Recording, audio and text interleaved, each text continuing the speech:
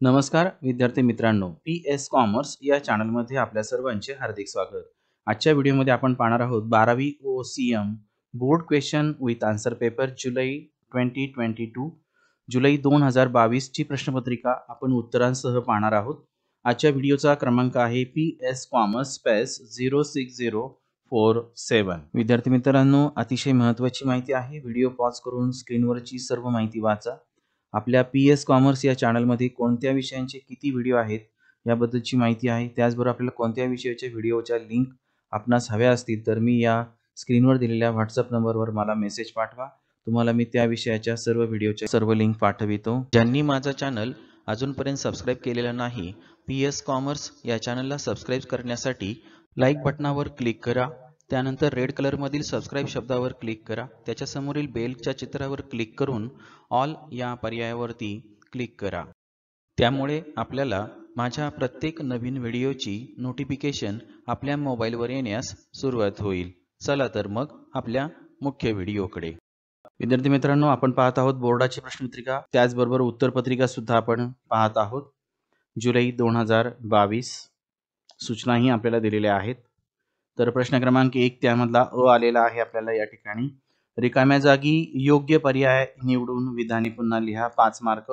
5 आपल्याला गाळ्या जागा दिलेल्या आहेत, पर्याय दिलेले आहेत. योग्य पर्याय निवडायचा आहे आणि आपल्याला या जागेवरती तो लिहायचा आहे आणि दिलेल्या शब्दाखाली आपल्याला अंडरलाईन करायची आहे, शब्द अधोरेखित करायचा आहे. चला तर आपण याची उत्तर आपण पाहूया. बघा, प्रश्न क्रमांक 1 पहिलं वाक्य मी वाचतोय. प्रत्येक गोष्टीसाठी जागा आणि प्रत्येक गोष्ट जागेवर हे सुव्यवस्था या तत्वात येते. सुव्यवस्था हा शब्द आपण भरलेला आहे, पर्याय निवडून अंडरलाईन केलेली आहे. याच प्रकारे 5ही वाक्य आपल्याला लिहायची आहेत. चला आपण पाहूया आता प्रश्न क्रमांक 1 ब. प्रश्न क्रमांक 1 ब, योग्य जोड्या जोडवा. 5 मार्क. गट 5 पॉईंट आपल्याला दिलेत. ब गटामध्ये 10 पॉईंट आहेत. योग्य पॉईंट जोडी आपल्याला जोडायची आहे आणि समोर ती लिहायची आहे. चला आपण याचे उत्तर पाहूया. प्रश्न क्रमांक 1 ब चे उत्तर 5 पॉईंट आपण अगोदरचे लिहिलेत, त्यासमोर योग्य जी जोडी होती ती याप्रमाणे आपण लिहिली आहे. विद्यार्थी मित्रांनो, व्हिडिओ पॉज करून तुम्ही उत्तरे वहीमध्ये लिहून घेऊ शकता, तुम्हाला अभ्यासासाठी उपयोगी पडतील. आपण पाहूया आता प्रश्न क्रमांक 1 क. प्रश्न क्रमांक 1 क, योग्य शब्द, शब्दसमूह किंवा संज्ञा लिहा. 5 मार्क आहेत. 5 विधान आपल्याला दिली आहेत. प्रत्येक विधानाबद्दल एक शब्द आपल्याला लिहायचा आहे. चला तर आपण याचेही उत्तर पाहूया. प्रश्न क्रमांक 1 क चे उत्तर 1 नंबर नियोजन, 2 मुदत ठेव खाते, 3 समाज, 4 ग्राहक, 5 विपणी किंवा बाजार. आपण पाहूया आता प्रश्न क्रमांक 1 ड. प्रश्न क्रमांक 1 ड, बरोबर की चूक ते लिहा. 5 मार्क आहेत. 5 विधान आपल्याला दिली आहेत. चूक की बरोबर आहे की नाही हे आपल्याला लिहायचं आहे. इथे तुम्ही वाक्य लिहून सुद्धा उत्तर लिहू शकता किंवा वाक्य न लिहिता उत्तर लिहिले तरी चालेल. चला आपण याची उत्तर पाहूया. प्रश्न क्रमांक 1 ड चे उत्तर 1 चूक, 2 बरोबर, 3 बरोबर, 4 चूक, 5 चूक. आपण आता पाहूया प्रश्न क्रमांक 2. प्रश्न क्रमांक 2, पुढील संज्ञा किंवा संकल्पना स्पष्ट करा. कोणत्याही 4. 8 मार्क आहेत. 4 संकल्पना लिहायच्यात. एका संकल्पनेला 2 मार्क आहेत. 6 दिलेले आहेत, त्यापैकी आपण 4 कोणत्याही लिहायच्या आहेत. चला आपण ह्या संकल्पनांचं स्पष्टीकरण पाहूया. प्रश्न क्रमांक 2 चे उत्तर, संकल्पना स्पष्ट करा. पहिली संकल्पना आहे एकी हेच बळ. पहिला पॉइंट. दुसरा पॉइंट, दुसरी संकल्पना आहे संघटन. त्यातील पहिला पॉइंट, कुंट्स ओडोनल यांची व्याख्या. तिसरी संकल्पना आहे बँकिंग. बँकिंग भारतीय कायदा 49 नुसार आपल्याला अर्थव्याख्या दिलेली आहे. त्यानंतर दुसरा पॉइंट त्या ठिकाणी दिसत आहे आपल्याला स्क्रीनवरती. व्हिडिओ पॉज करून तुम्ही लिहून घ्या. चौथी संकल्पना आहे निर्देशन, डायरेक्शन. पहिला पॉइंट आपल्याला दिसत आहे. दुसरा पॉइंट आहे थियो हायमन यांची व्याख्या. 5वा पॉइंट आहे लोक अदालत. पहिला मुद्दा, दुसरा मुद्दा. 6वी संकल्पना आहे मध्यवर्ती बँक. प्रत्येक देशाला एक मध्यवर्ती बँक असते, सेंट्रल बँक असते, त्याबद्दल माहिती लिहायची आहे. आपली रिझर्व्ह बँक ऑफ इंडिया ही भारताची मध्यवर्ती बँक आहे. रिझर्व्ह बँक इंडिया स्थापना 1934 साली झाली आहे. तर विद्यार्थी मित्रांनो, आपण पाहत होतो प्रश्न क्रमांक 2 ची उत्तरे. आता पाहूया आपण प्रश्न क्रमांक 3. प्रश्न क्रमांक 3, पुढील घटना किंवा परिस्थितीचा अभ्यास करून आपले मत लिहा. कोणत्याही 2. 6 गुण आहेत. 2 ची उत्तर लिहायची, परंतु आपण 3ही उत्तरे लिहून टाका, म्हणजे आपले मार्क जर गेले, एखादा चूक झाली तर कमी व्हायला नको. तर पहिली संकल्पना आहे सौ हर्षाली यांची. त्यावर 3 अ व क प्रश्न विचारलेत, त्यांची आपण उत्तरे पाहूया.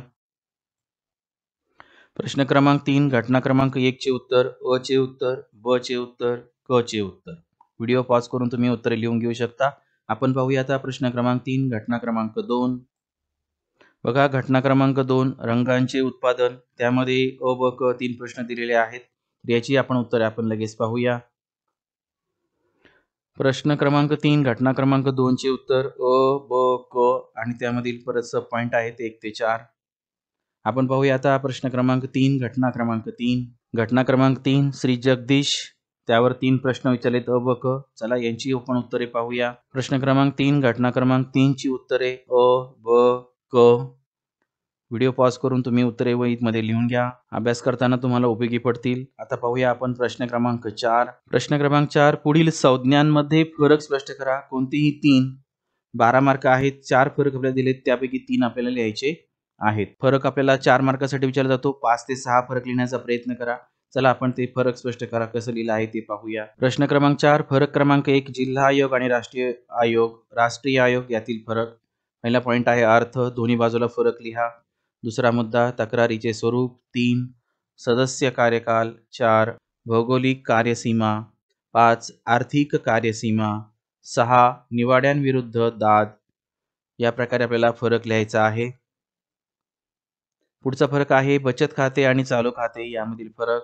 पहिला पॉइंट आहे अर्थ. दोन्ही बाजूला फरक लिहा. दुसरा पॉइंट सुविधा. 3 योग्यता.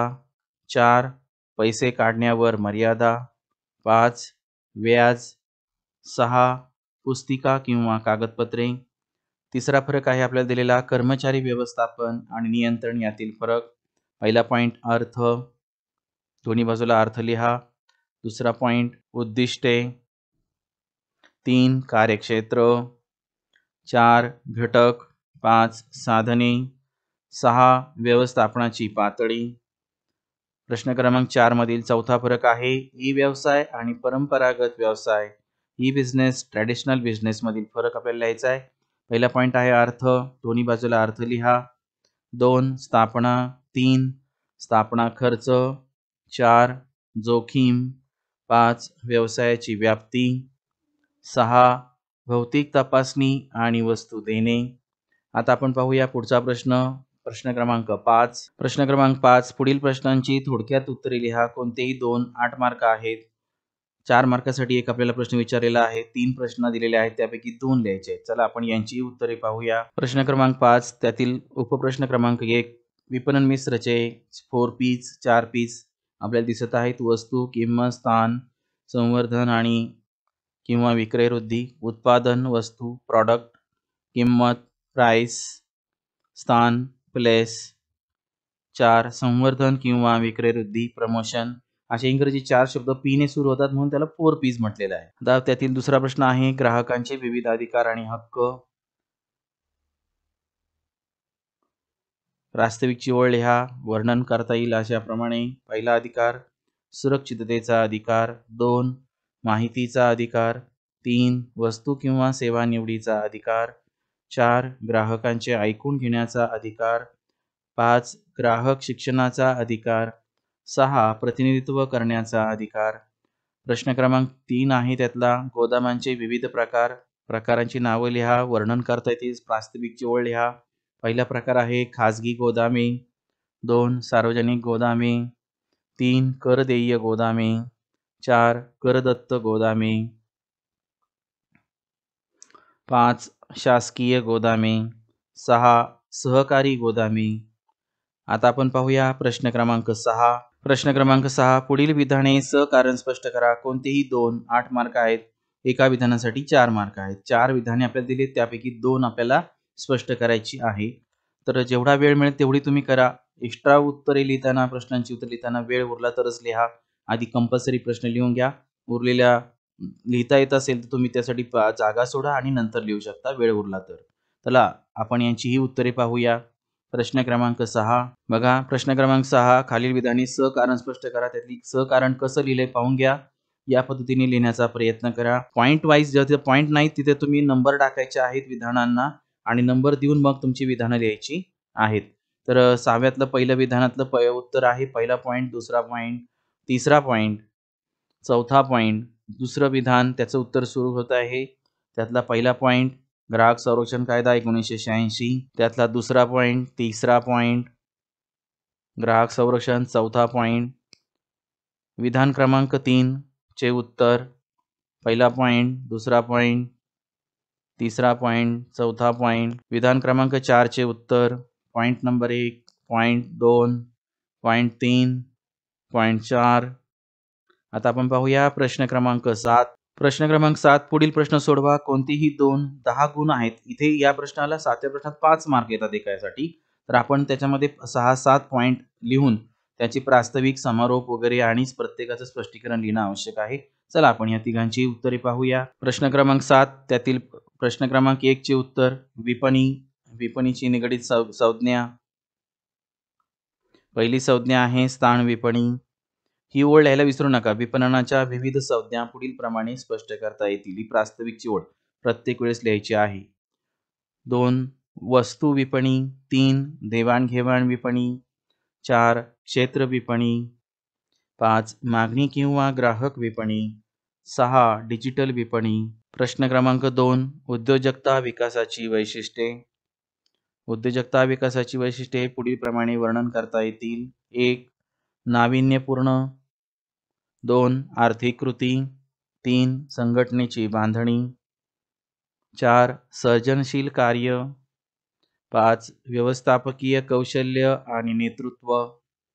6 कौशल्यपूर्ण व्यवस्थापन. तिसऱ्या प्रश्नाचं उत्तर पाहूया. हेनरी फेवाल यांची व्यवस्थापनाची तत्वे. आपल्याला 14 तत्वे दिलेली आहेत. जेवढी लिहिता येईल तेवढी लिहा. फक्त वेळेचं बंधन ठेवा. सर्व प्रश्न जे कंपल्सरी आहेत तेच आपले लिहून झाले पाहिजे. पहिलं तत्व आहे कामाच्या विभागणीचे तत्व. अधिकार आणि जबाबदारीचे तत्व. 3 शिस्तीचे तत्व. 4 आदेशातील एकवाक्यतेचे तत्व. 5 निर्देशनातील एकवाक्यतेचे तत्व. सामूहिक हितापेक्षा वैयक्तिक हिताला दुय्यम स्थान देणारे तत्व. आता आपण पाहूया प्रश्न क्रमांक 8. प्रश्न क्रमांक 8 पुढील प्रश्नांची सविस्तर उत्तरे लिहा. कोणतेही एक. 8 मार्क आहेत.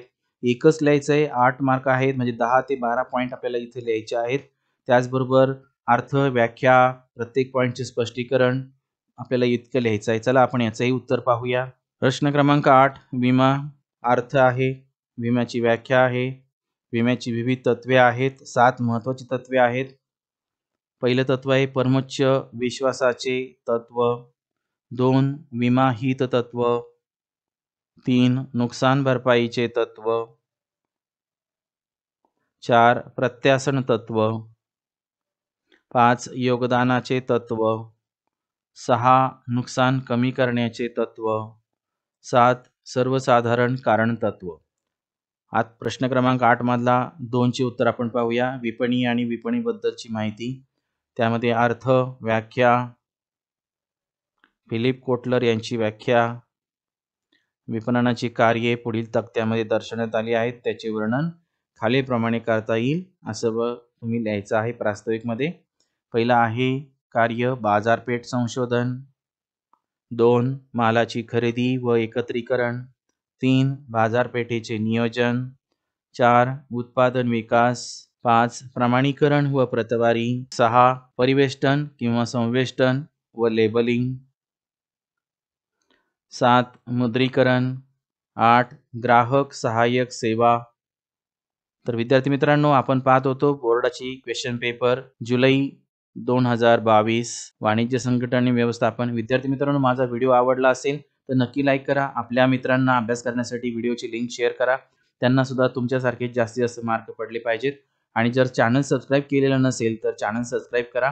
त्यामुळे तुम्हाला प्रत्येक नवीन व्हिडिओची नोटिफिकेशन तुमच्या मोबाईलवर येण्यास सुरुवात होईल आणि माझा प्रत्येक व्हिडिओ तुम्हाला पाहून तुम्हाला अभ्यास करता येईल आणि परीक्षेला जास्तीत जास्त मार्क काय करता येतील मिळवता येतील. Thanks for watching my video. विद्यार्थी मित्रांनो माझा व्हिडिओ जर आवडला असेल तर नक्की व्हिडिओला लाईक करा. व्हिडिओची लिंक आपल्या मित्रांना व्हिडिओ पाहण्यासाठी शेअर करा, पाठवा. त्यामुळे त्यांना सुद्धा माझे सर्व व्हिडिओ पाहता येतील. माझे असेच नवनवीन व्हिडिओ जर पाहायचे असतील तर ज्यांनी चॅनल सबस्क्राईब केलेला नाही त्यांनी चॅनल सबस्क्राईब करा. ऑल वर क्लिक करा. पुन्हा भेटूया आपण एका विशेष अशा व्हिडिओमध्ये. तोपर्यंत धन्यवाद. Thank you.